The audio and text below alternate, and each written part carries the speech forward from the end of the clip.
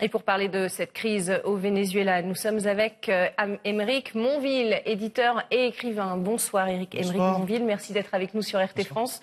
Le Parlement européen vient de faire voter une résolution pour reconnaître Juan Guaidó comme président légitime du Venezuela. Quel poids cela peut-il avoir ? Bon, écoutez, c'est à mourir de rire parce que ce Parlement qui est totalement méprisé, parce que vous savez que le Parlement de Strasbourg a très peu de poids, contrairement à ce qu'on pense, ce que pensent encore beaucoup de Français qui continuent malgré tout à aller voter, bien qu'il y a eu presque près de 60% d'abstention à la dernière élection.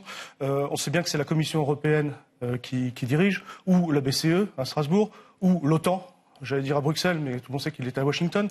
Donc c'est une assemblée fantoche, certes élue, mais fantoche, une assemblée de voyous, parce que des gens qui sont payés plus de 8 000 € par mois pour justifier l'Europe, enfin je ne parle pas de ceux qui sont opposants, hein, mais je parle au moins de ceux qui en plus font croire qu'ils font quelque chose, ou ils ont une politique de voyous avec un salaire innommable, ou une politique carrément criminelle, parce qu'on sait quelle est cette politique complètement inféodée aux États-Unis de l'Union européenne. On voit ce qu'elle a donné en Libye, en Syrie.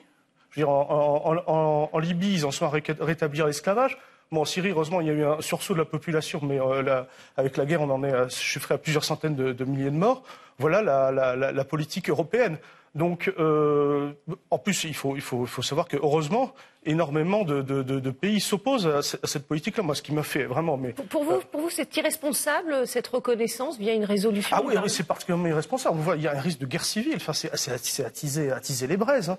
Et quand vous voyez là cette espèce d'ultimatum qui a été donné par la France, l'Angleterre, les Pays-Bas, l'Espagne et le Portugal, écoutez, c'est très drôle. On a les 5 plus grandes puissances coloniales de l'histoire récente, enfin du monde contemporain. Voilà, si on pourrait rajouter les États-Unis aussi. Ce sont ces pays-là qui ont poussé, selon vous, le Parlement européen à adopter cette politique? Oui, vous savez qu'il y a d'autres pays, des pays de l'Est, qui sont complètement afféodés à l'OTAN dans une politique de soutien aux États-Unis. Regardez aussi ce qu'ils ont fait en Ukraine. Enfin, ils y soutenaient carrément les néo-nazis type Maïdan, parce que c'est ça qu'on a. Hein. Beaucoup de gens comparent aux gilets jaunes, y compris même dans un sens positif, pour dire que la répression, enfin, pour aller à l'encontre de ce que dit M. Macron.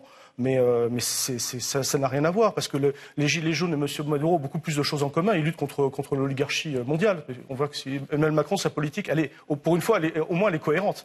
Elle est cohérente dans le négatif, mais elle est cohérente. C'est-à-dire, c'est la politique des grands groupes internationaux. Alors on le voit effectivement, d'autres pays, la majorité d'ailleurs, des pays réclament une négociation entre le président autoproclamé et le président en place, Nicolas Maduro. Il faudrait une médiation, selon vous, internationale. C'est ce que prône également la Russie. Oui, tout à fait. Écoutez, parce que c'est les trois grandes puissances finalement qui ont lutté le plus contre le colonialisme au XXe siècle, c'est quand même la Russie, la Chine et Cuba. Cuba, on connaît mal son rôle en Afrique, mais ça a été très important dans la décolonisation. Comme par hasard, justement, soutiennent le Venezuela. Oui, effectivement, il faut soutenir un dialogue, sans doute peut-être refaire de nouvelles élections législatives, comme l'a proposé le président Maduro. Oui, certainement, un dialogue si possible. Mais en tout cas, alors, la politique que fait l'Union européenne, après des décisions qui ont été très offensives, qui ont été prises par les États-Unis dès le 10 janvier, hein, et des décisions qui ont été prises au niveau mondial, y compris contre l'Iran. Hein. C'est une politique systématique d'agression. Et l'Union européenne a embrayé directement. Hein. Donc ça veut dire quoi? Que l'Union européenne, la politique étrangère de l'Union européenne, si tant est qu'elle existe, s'aligne sur celle des États-Unis? Écoutez, on voit très bien que l'Union européenne, ce n'est pas une augmentation de notre potentiel français, par exemple, c'est une négation de notre propre souveraineté, c'est une entrave, c'est un carcan à une politique libre qu'on pouvait mener quand on avait encore une politique étrangère digne de ce nom, indépendante, disons parfaitement indépendante de toutes les puissances, comme on l'avait encore un petit peu au temps du général de Gaulle, par exemple. À quoi faut-il s'attendre? L'ultimatum lancé par la France, l'Espagne, l'Allemagne et le Royaume-Uni expire dimanche, selon vous? Oui, et puis là, je vois, il y a encore un groupe qui a lancé un groupe de l'Union européenne de contact qui a lancé 3 mois. Bon, tout ça ne veut absolument rien dire, parce que de toute façon, on sait que s'ils continuent leur manigance, on va véritablement rentrer dans un processus à la syrienne. Là, ça ne peut pas à la libyenne, parce que là, ils ne réussiront pas, parce que là, il y aura vraiment un peuple qui va se lever avec un État qui est vraiment constitué. Et en face, vous avez compris même l'armée qui a montré son soutien à Maduro. Ça va être un processus de guerre civile très très dur. Je ne le souhaite absolument pas pour le Venezuela. Je ne le souhaite aussi pas pour la France, parce que c'est une honte, ce qui se passe.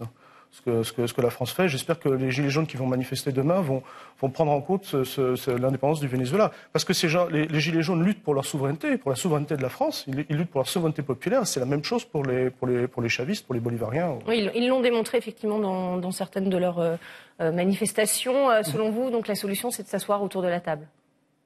Oui, sans doute, oui, tout à fait, oui, exactement, avec des gens qui sont prêts à dialoguer et trouver une solution, oui, tout à fait. Merci beaucoup, Aymeric Monville, d'avoir répondu à nos questions sur RT France. Je vous remercie.